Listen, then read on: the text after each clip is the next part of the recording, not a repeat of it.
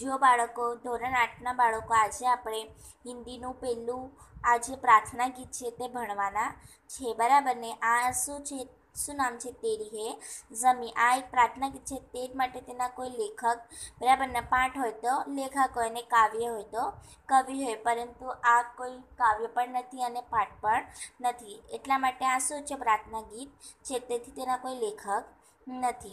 तो जो શું કહેવામાં આવ્યું છે कि प्रस्तुत कविता एक प्रार्थना गीत है जिसमें ईश्वर के प्रति कृतज्ञता का भाव व्यक्त हुआ है. કૃતજ્ઞતા એટલે કે આભાર, બરાબર ને? આ પ્રાર્થના ગીત છે. પ્રાર્થનામાં આપણે શું કરીએ છીએ? ભગવાનનો આભાર જ કરે છે. તો શું કે क्या कहा गया है इसमें कि जिसमें ईश्वर के प्रति कृतज्ञता એટલે કે कृतज्ञता मतलब आभार का भाव क्या हुआ? व्यक्त हुआ है.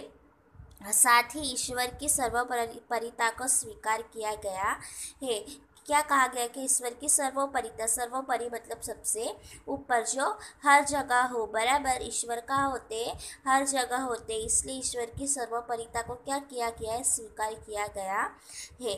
तो देखो काव्य, तेरी है ज़मी तेरा आसमां तू बड़ा मेहरबा तू बख्शिश कर.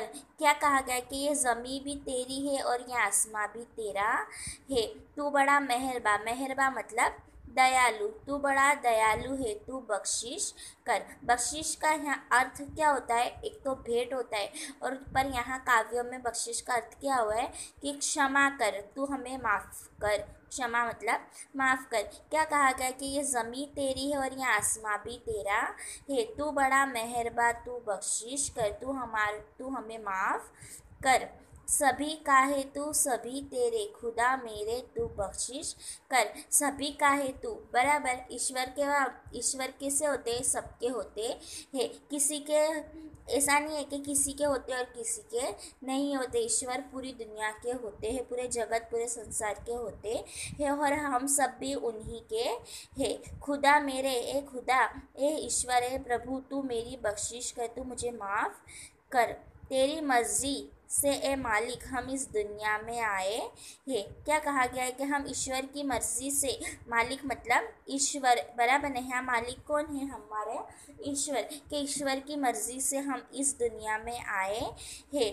तेरी रहमत से हम सब ने ये जिस्म और जान पाए हैं. रहमत मतलब दया, रहमत मतलब ताकि ईश्वर की रहमत से हम सब ने, जिस्म मतलब शरीर, बराबर, और जान मतलब प्राण, के ईश्वर की रहमत, ईश्वर की दया से हम सब ने क्या पाया है? हम सबको क्या मिला है? शरीर और प्राण मिला है. तो अपनी नज़र हम पर रखना, किस हाल में है ये खबर रखना. क्या कहा गया है कि ईश्वर तू अपनी नज़र हम पर रखना, हम किस हाल में है, अच्छे हाल में है, बुरे हाल में है, ये सब की तू खबर रखना. जैसे हम स्कूल जाते हैं तो हमारे पेरेंट्स क्या करते हैं? हमारा ख्याल रखते हैं. उसी तरह ये ईश्वर तो तेरी नज़र हम पर रखना, और हम किस हाल में है ये खबर रखना. तेरी है ज़मी तेरा आसमां, ये ज़मी भी तेरी और ये आसमां भी तेरा है.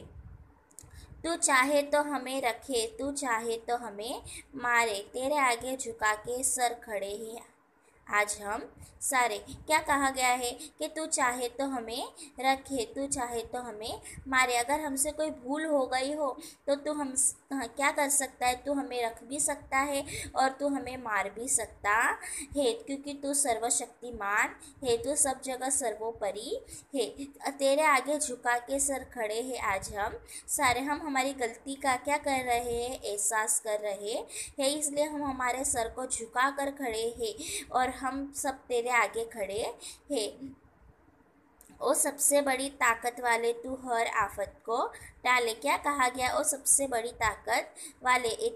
क्या कहा गया कि ईश्वर को सबसे बड़ी ताकत वाला कहा गया है, क्योंकि ईश्वर क्या है? सबसे बड़ी ताकत वाला है.